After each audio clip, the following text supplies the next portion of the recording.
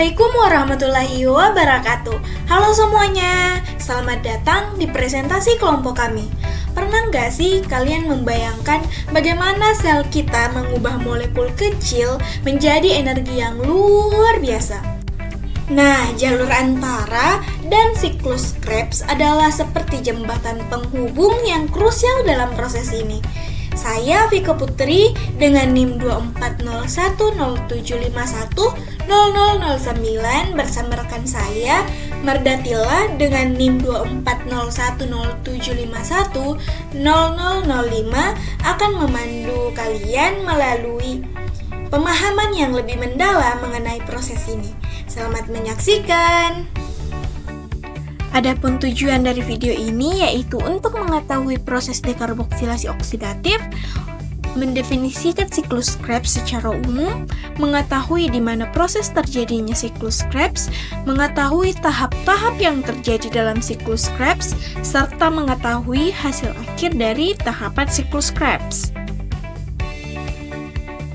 Sebagai pendahuluan, respirasi aerob adalah proses penguraian senyawa organik seperti glukosa dengan menggunakan oksigen untuk menghasilkan energi.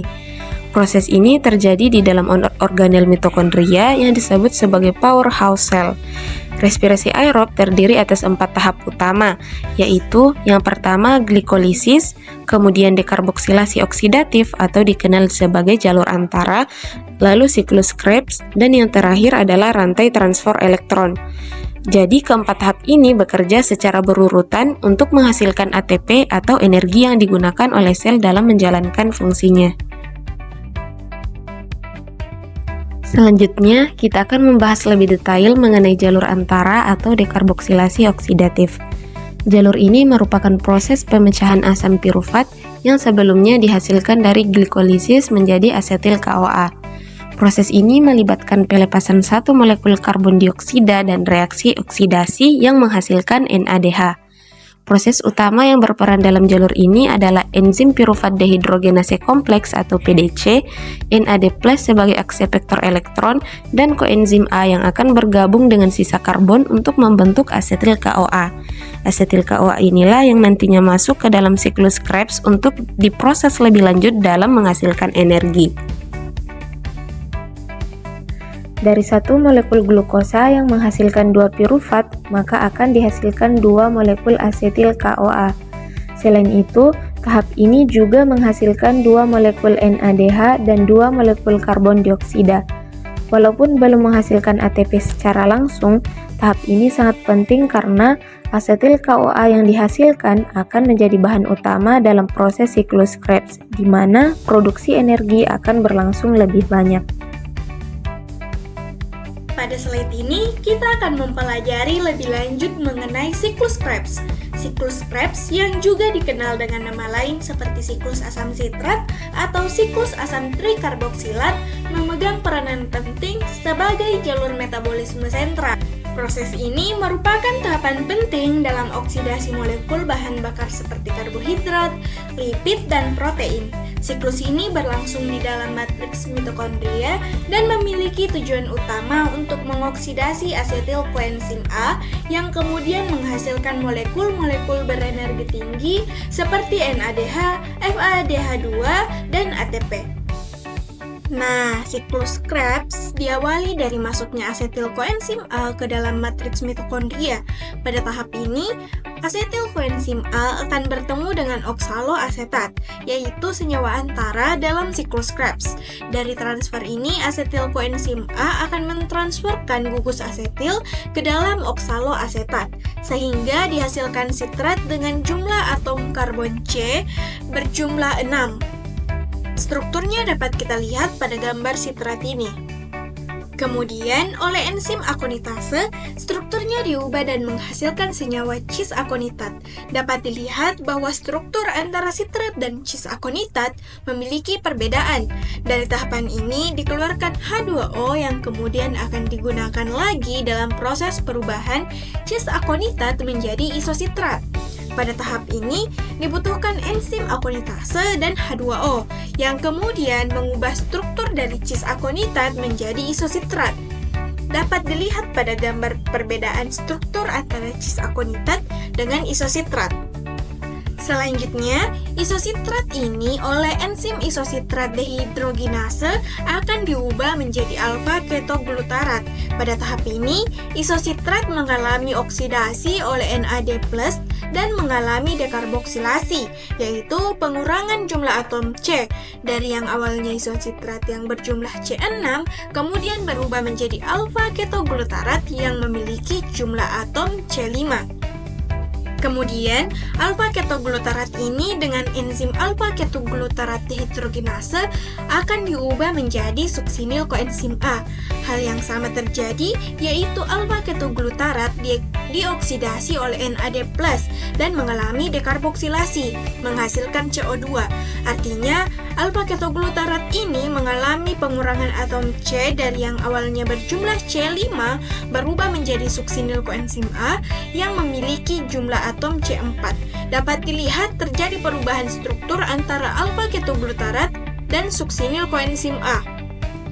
Selanjutnya, suksinil koenzim A ini oleh enzim suksinil koenzim A sintase akan mengalami perubahan menjadi suksinat. Di dalam tahap ini, ADP kemudian diubah menjadi ATP. ADP ini ditambah dengan fosfat anorganik menghasilkan ATP. Dalam proses ini, dikeluarkan koenzim A, yaitu enzim A. Pada tahap ini, dihasilkan ATP atau energi yang setara dengan 1 molekul ATP. Kemudian, suksinat ini akan mengalami perubahan menjadi fumarat oleh enzim suksinat dehidrogenase. Pada tahap ini, suksinat dioksidasi oleh FAD, kemudian berubah menjadi fumarat dengan struktur yang berbeda. Selanjutnya, fumarat ini diubah menjadi malat oleh enzim fumarase. Pada proses ini dibutuhkan H2O, sehingga fumarat dapat menjadi malat. Dapat dilihat bagaimana perbedaan struktur antara fumarat dengan malat. Malat ini kemudian mengalami perubahan lagi, dikatalisis oleh enzim malat dehidrogenase.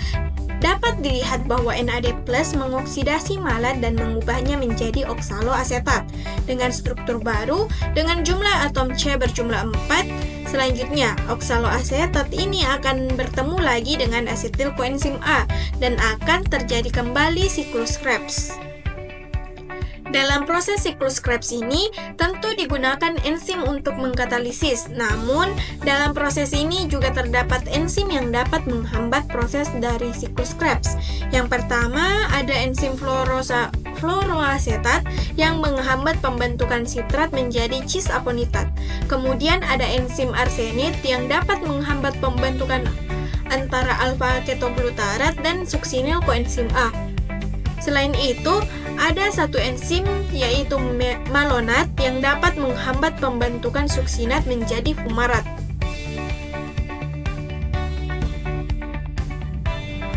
Hasil dari siklus Krebs ini yaitu menghasilkan 2 CO2, 3 NADH, 1 FADH2, dan 1 ATP. Namun, perlu diingat bahwa hasil tersebut merupakan hasil dari 1 molekul asetil koenzim A saat memasuki siklus Krebs. Sedangkan asetil koenzim A dari jalur antara itu menghasilkan 2 asetil koenzim A. Sehingga hasil akhir dari siklus Krebs untuk 2 asetil koenzim A yaitu 4 CO2, 6 NADH, 4 H+, dan 2 FADH2 dengan 2 jumlah ATP. Sebagai penutup dari pembahasan kita hari ini, mari kita simpulkan poin-poin penting yang telah kita pelajari bersama. Yang pertama, respirasi aerob adalah proses penguraian senyawa organik menggunakan oksigen bebas yang terjadi di dalam mitokondria. Yang kedua, tahapan-tahapan respirasi aerob adalah glikolisis, dekarboksilasi oksidatif, siklus Krebs, dan transfer elektron. Yang ketiga, jalur antara atau disebut dengan dekarboksilasi oksidatif. Tahap ini berlangsung di dalam mitokondria. Yang keempat, reaksi pertama diawali dengan perubahan asam pirufat menjadi asetil koenzim A atau asetil KOA. Yang kelima, dekarboksilasi oksidatif menghasilkan 2 molekul asetil KOA, 2 molekul CO2, dan 2 molekul NADH. Hasil dari dekarboksilasi oksidatif, yaitu 2 molekul asetil KOA akan memasuki siklus Krebs dan 2 NADH akan memasuki rantai transfer elektron. Kemudian yang ketujuh, pada siklus Krebs tidak dibutuhkan oksigen. Oksigen ini dibutuhkan pada tahap terakhir respirasi sel, itu respirasi aerob atau disebut dengan tahapan fosforilasi oksidatif. Yang kedelapan, siklus asam sitrat atau yang lebih dikenal dengan siklus Krebs adalah proses metabolisme yang berlangsung di dalam mitokondria. Kemudian, tujuan siklus Krebs adalah untuk mengoksidasi gugus asetil dari asetil koenzim A atau yang dihasilkan dari metabolisme lipid, karbohidrat, dan protein, sehingga menjadi karbon dioksida atau CO2, serta untuk mentransfer elektron ke molekul pembawa elektron yaitu NAD+ dan FAD yang kemudian berubah menjadi NADH dan FHDA2.